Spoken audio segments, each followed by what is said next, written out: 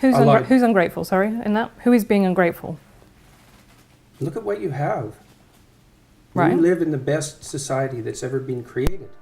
You know, I was reading about some Indonesians. Do you mean me as a woman or me as a 21st us. century person in the world? I mean us, yeah. I mean, I'm incredibly grateful for what I have, but to me the project of politics is... construction of a tyrannical patriarchy. You're grateful for the productions of a tyrannical patriarchy. How does that make sense? Because I think life is good. I think it could be better. That's what being fine. a progressive That's a means. perfectly reasonable proposition. But I guess that isn't commensurate with your claim that you're the beneficiary of a tyrannical patriarchy. Why not? How can it be good if it's the consequence of a tyrannical patriarchy? Tyranny isn't good, is it? I mean, that's the definition of tyranny. Something that isn't good, and yet it's produced all these things that you're grateful for. Like, doesn't that contradiction bother you? Where did what was good come from? I think I'm benefiting actually from a lot of things that I don't support, that are unearned privileges in my life. I think that's absolutely true. Like your job? Like I have a very good job. I had a loving family. Well, I don't think that's going to do the world any good, is it? That's a hell of a fine rationalization for your privileged position. Oh, well, fair enough. But if you could trade it off with someone who's less privileged. I could. That'd be a start. I could do that, but I don't want to, and I won't, and I don't think I should be expected to. Why not? Is it okay for you to occupy a position of privilege in the patriarchal tyranny? And if it is it because you're female, or is it just because it's convenient? Our culture confuses men's desire for achievement and competence with the patriarchal desire for tyrannical power. And that's a big mistake. Those aren't the same thing, even a bit. And it's very inappropriate psychologically and sociologically to confuse them. I think it's because our primary social hierarchy structures are fundamentally masculine. And that's not the patriarchy. Well, it's not the modern idea of the patriarchy, that's for sure. I mean, that's my idea of the patriarchy, which is a system of male dominance of society. Yeah, but that's not my sense of the patriarchy. So what's yours? Well, in what sense is our society male-dominated? The fact that the vast majority of wealth is owned by men, the vast majority of capital is owned by men. Women do more unpaid labour. A very tiny proportion of men, and a huge proportion of people who are seriously disaffected are men. Most people in prison are men. Most people who are on the street are men. Most victims of violent crime are men.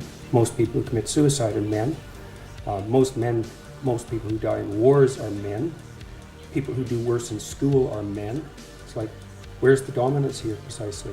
What you're doing is you're taking a tiny substrata of hyper-successful men and using that to represent the entire structure of Western society. There's nothing about that that's vaguely appropriate. But I could say equally well that most rape victims are women.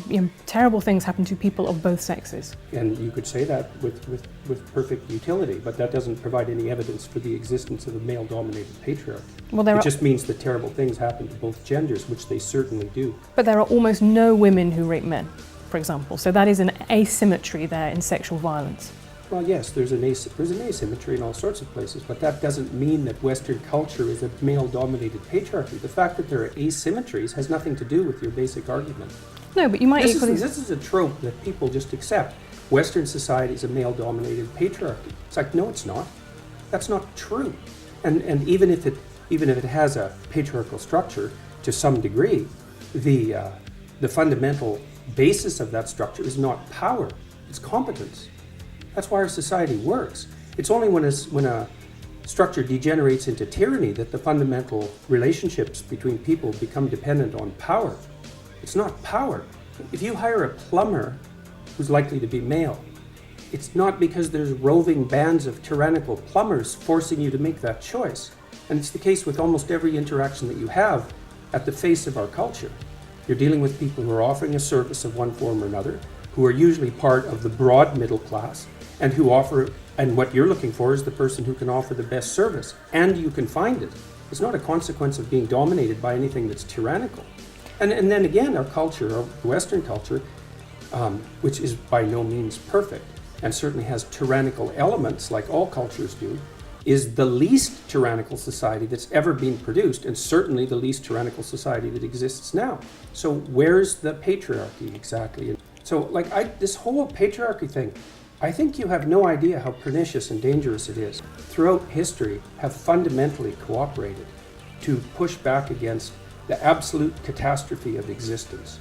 a terrible death rate, the probability of chronic starvation, early death, disease, the difficulty of raising children, with all the death that was associated with that, and to look backwards in time and say, well, basically what happened was men took the upper hand and persecuted women in this tyrannical patriarchy is an absolutely dreadful misreading of history. It's a terrible thing to teach young women, and it's a horrible thing to inflict upon men.